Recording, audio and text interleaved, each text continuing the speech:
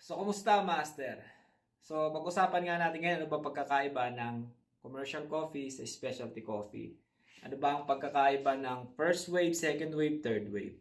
So, bago ang lahat, Master, gusto ko munang malaman nyo sa mga hindi pa po nakakaalam, no? Sa mga may alam na, okay lang po kung wag nyo na pong panoorin. So, yung Coffee Master ay pangalawa sa pinaka kailangan sa buong mundo, no? Kumbaga, second largest traded commodities siya pa, ang Kape Master. So may dalawang klase po ang commodities. Merong hard commodities at meron pong soft commodities. Yung hard commodities master, doon po nabibilang yung mga natural resources natin, no? Tulad ng oil, gold, rubber, metal. Yan po yung tinatawag na hard commodities.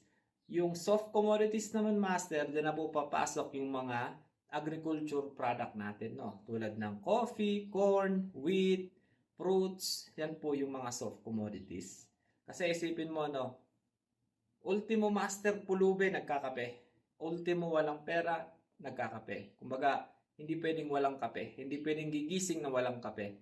So, doon na po tayo papasok sa first wave. Yung first wave master, yun po yun, nabibili natin sa mga sari-sari store, tindahan, yung mga 3-in-1 coffee, no? Tulad ng Nescafe, yung Nescafe Black. Kung baga, bibili ka lang noon tapos magpapainit ka ng tubig sa bahay mo, titimplahin mo, first wave po ang tawag doon. So, second wave na tayo, master. So, syempre, nag-upgrade yung mga tao. Syempre, maratalino ng mga tao. Ay, pwede natin itong gawing business, no? Doon na po tayo pupunta sa second wave. So, yung second wave, master, kalimitan, mura po yung beans na ginagamit dyan. Diyan na rin po papasok yung mga frap, yung mga ice caramel, macchiato, mga ice drinks. And commonly po sa commercial coffee or sa second wave ay ano po dyan, no? Mas nakafocus po sa mga sweet drinks, no? Hindi po sila nakafocus sa mga drip coffee or sa mga black coffee nila. Yun po ang second wave, mga master. Pansin nyo sa mga second wave master, ang mga pinopromote nila, naglalakihan ang mga tarpaulin, yung mga sikat mga commercial coffee, ang pinopromote nila yung mga frap, no? Mga blended na mga drinks ang makikita niyong pinopromote nila.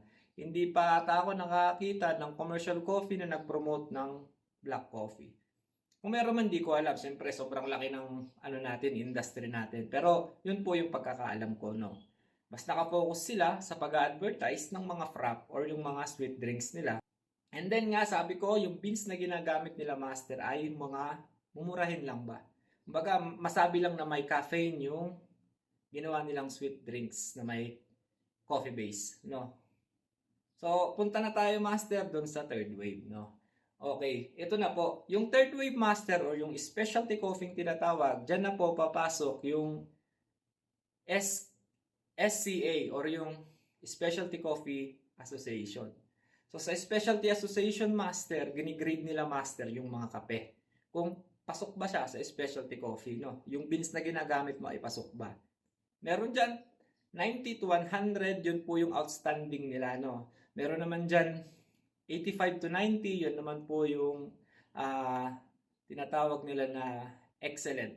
Meron naman po dyan 80 to 85, yun naman po yung tinatawag nila na very good. So, from 80 pataas, yun po yung pasok sa specialty coffee. At yun po ang ginagamit sa specialty coffee, mga master. Mga mamahaling beans ang ginagamit or pumasa sa SCA or sa Specialty Coffee Association. Yun po ang pagkakaiba ng commercial coffee sa specialty coffee. And mostly, master, sa specialty coffee, ang mga customer po dyan ay, ang mga binibili nila ay mga black coffee, mga drip coffee, yung mga non-sweet drinks. Kasi doon kasi lumalabas talaga, master, yung lasa ng kape. Kaya, master, ang specialty coffee ay nakapokus po sa lasa ng kape. Hindi po siya nakapokus sa mga cakes, hindi siya nakapokus sa mga sweet drinks. Mostly po nakapokus sa mga drip coffee po, ang specialty coffee, mga master. At ito pa, master, pansin nyo sa mga commercial coffee, bibihira lang yung mga gumagamit ng mga dripper, no? Diyan na po papasok. Sa specialty coffee master, kadalasan ginagamit diyan may siphon. Meron ding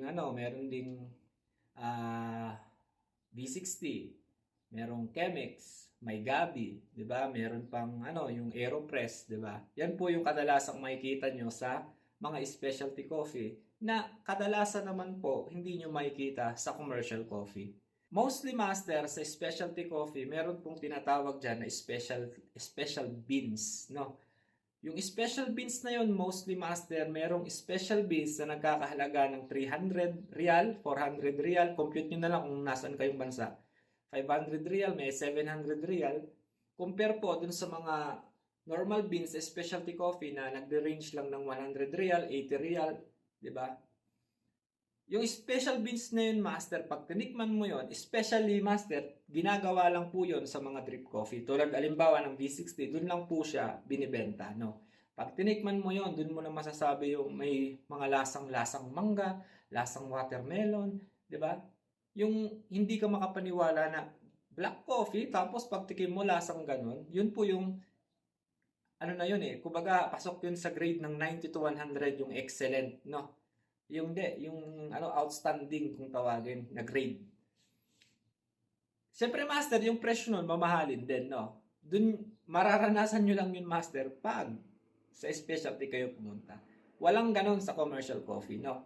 And then especially on my own experience sa pagbablog, marami akong nakakasalamuha ng mga nagtatanong sa akin na nagtatrabaho sa commercial coffee. Kadalasan ginagamit nilang yield ay 60, no? 60 ml pagdating sa espresso, no? So yun lang master yung para sa akin, no? And based din master, kasi ako nagtrabaho din ako sa commercial coffee, kaya nasasabi ko tong mga to, no? Kaya sana master natulungan ko kayo. Thank you!